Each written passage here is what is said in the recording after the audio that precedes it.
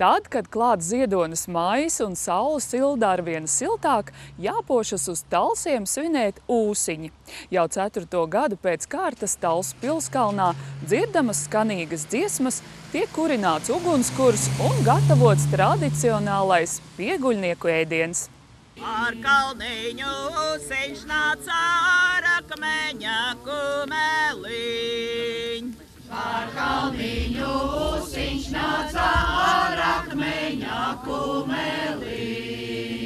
Tas atnesa kokiem lapas zemes daļu daboli.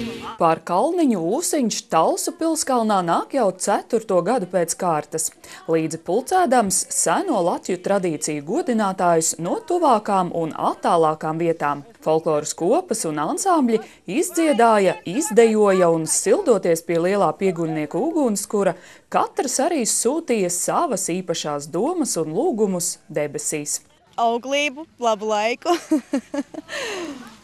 Un ko vēl? Lai arī lietiņš uzlīst. Lai mēs dabūtu sev lielāku spēku, lai mēs varētu izdzīvot dziesmu svētkus, jo tas ir katram latvietim tāds ļoti liels stimuls, un tāpēc mums arī tam ir krietni jāgatavojās un jāņem palīgā arī viss dabas spēki un stihijas.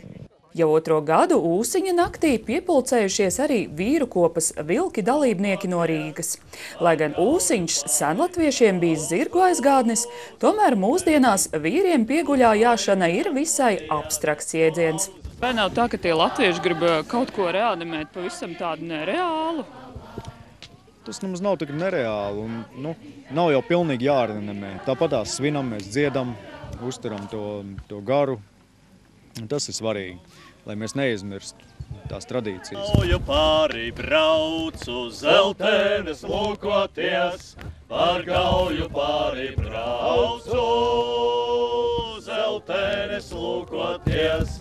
Zeltenes gan neviens tā arī sev nenolūkoja, jo pašiem savas. Taču lepnās kurzemnieces arī neskuma un ķērās pie tradicionālā pieguļnieku ēdiena gatavošanas. Gaļa, olas un sīpoli sakapāti, sakulti un sacepti lielajā katlā pārvērtās par smaržīgu un sātīgu pieguļnieku virumu pantāgu. Pieguļnieku ēdiens katru gadu jau 4. gadu nemainās? Tā ir tradīcija.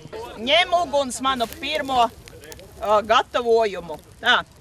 Es būtu laba saimeniece, ja man tāda saime būtu. Kas neēstu, kas nedzertu, kas miedziņa negulētu. Tad, kad pirmā viruma karote noziedota ugunī, klāt var ķerties arī izsalkušie ēdāji.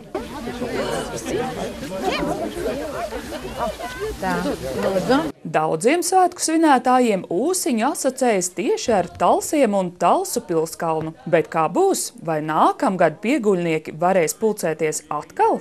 Šogad pilnīgi viss tā misējās un tā ķerās un vedās. Es nezinu, vai 5. vēl tiks sagaidīti. Es nezinu, vai tā ir kāda zīme vai kas. Vai nu viņi vienkārši redz, ka mums pa daudz labi iet, ka mēs jau 4. gadu jau svinam ūsiņus. Sien grožiņa, sien pavads galā. Labrīt! Labrīt! Vai gaisma ārā? Jā! Vai saule uzlēkusi? Jā! Vai slinkais kalps vēl guļ uz krāsnes? Vai nu ņem to, kas pakaļā?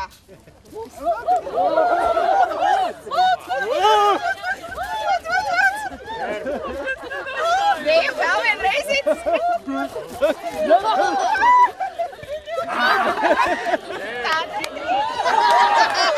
Kad pēc ēšanas kājas izvingrinātas rotaļās, klāt jau arī saulriets un krēslas stunda, kurus iezvana taures un raga skaņas.